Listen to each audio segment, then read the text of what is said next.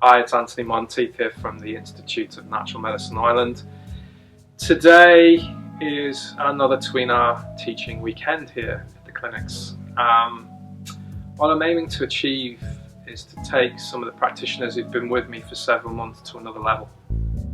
We want to take the basics that they've learned and learn to use their own bodies in a more effective and more efficient manner so that the massage becomes more effective for the patient. We'll be doing that through examining their posture, the way that they're standing, the way that they're holding themselves when doing techniques that they've practiced for several months. And I suppose for me it reminds me of martial arts in a way, in that you practice over and over and over a technique, and then your teacher comes and refines it, and then you get a deeper understanding of what actually it's about. Feeling the changes in your own body allows your patient to feel the changes in their body too. And then my teacher used to say, you know, when your energy is resonating at a higher level, the health of that person has to match, try to match that resonation so they become healthier themselves. Also, part of this weekend we'll be exploring some lesser known therapies. We're going back to ancient times, albeit slightly modernized by using some bloodletting therapy, some bleeding therapy. I only teach these to the most senior of my students and to the people I'm most comfortable with, who've been with me for a while. Obviously dealing with blood is a responsibility, but we do it in a safe and controlled manner, and the health benefits that can be gained from this are phenomenal. For example, we've helped people with cardiac conditions, people with restricted movement in their limbs. We've managed to lessen pain significantly when all the therapies have failed. So I invite you to have a look at this video today, have a look at how we teach, some of the approaches we've got, and enjoy it. Thanks very much. So here, yeah? Yeah. Like here. Tight. Yeah. Shorten it up. It's like a rocking action.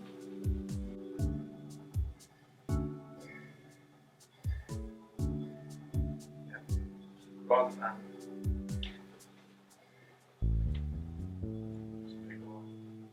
that's fine. Sometimes it's easy to stand this up. You can see what's going on if you're in an open clinic. What the other people are doing. So Tuina is more than just, like, on superficially it looks like a massage. Superficially, but internally you're making changes. No pressure, your son's got you on camera now. The evidence. Antonio's done over 120 hours clinical time, and wants to do the diploma and wants to do acupuncture as well, so he's going to go through the whole thing. And it probably, how long have you been with me now? Over a year? Over a year. Over a year, so I have to put up with him for at least another 2 years. You know, it's real tough. No, he's a great ambassador for Tuina. There's a good belief in its effects, and it's in me help people. Antonio would have more of an interest in sports, but would treat anything, but has more of an interest in sports performance. Can you feel the difference between, say, that and David? Like David's at 20 odd hours. Yeah. Yeah. So it's what you've got to kind of work towards with your technique. Tuina originally wouldn't have relied on points, acupressure points. That kind of arrived later on. It would rely on working the tendons, muscles, sinews, sinew channels, then meridians. Points were added on. That's what made Tuina become more medical. Prior to that, most massage in China was called anmo, which means to press and to wipe the body. Wiping, not like wiping a surface, but kind of similar to effleurage. Because of the volume of people that they were treating, there'd actually be very little oil used. There was no time to kind of use oil, and a lot of people were working in the fields, working in factories, so it was easier to, so this is why we use the cloth or the blanket. There are some suggestions, though we're not certain, that the cloth was an easy way of providing hygiene for the doctor. He didn't have to touch oily clothing. It also protects Antonio's hands from buckles, belts, those kinds of things, you know, zips. It also has a diathermic effect, so if he was doing a fast technique, a high speed, the friction of his finger on the cloth creates heat. So even if he wasn't using his internal energy to generate heat, the actual action of rubbing creates heat in the cloth and warms up the patient. The other side to it is, in China it can get to like -30, -40 degrees in northern China, so people don't really want to take off their clothes in winter.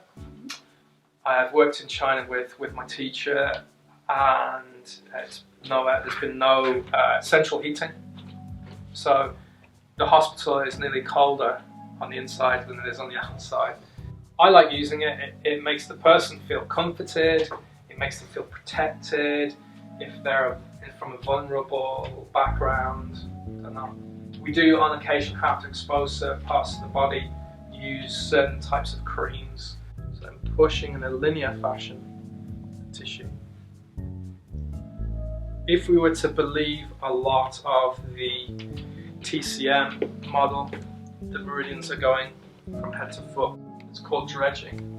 So it'd be like me going outside and cleaning the gutter.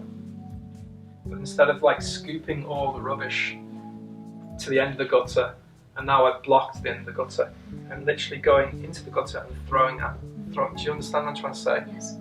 So if the gutter's like this, instead of me pushing everything into the gutter, I'm lifting it out. And these kinds of concepts are not talked about in college. They don't really delve into the depth of why they chose these techniques. It just looks like I'm doing a massage.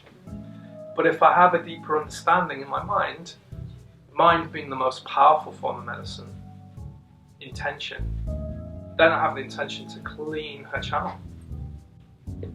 Spread my weight. What's the difference in the technique now? More relaxed. And if you're walking for 5-6 hours, you don't have a problem. Listening to the sheet.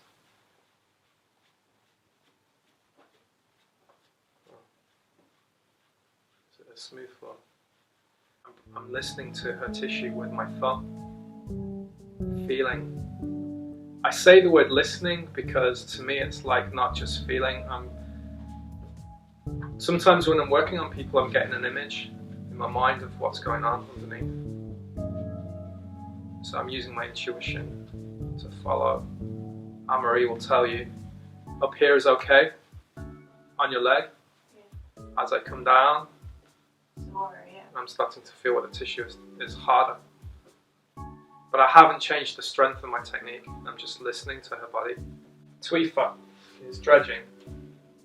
When you're ready, swap over. Oh yeah, you've already done that, right?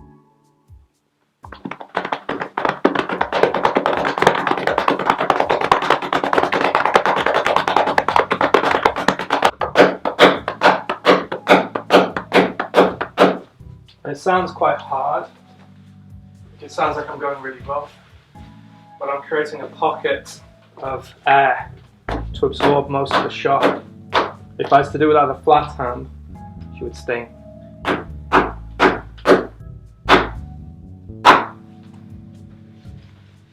It's hard, but it's not very painful. Again, if you're stiff or tense in your body when you're doing it, you're going to transmit that tension to your patient.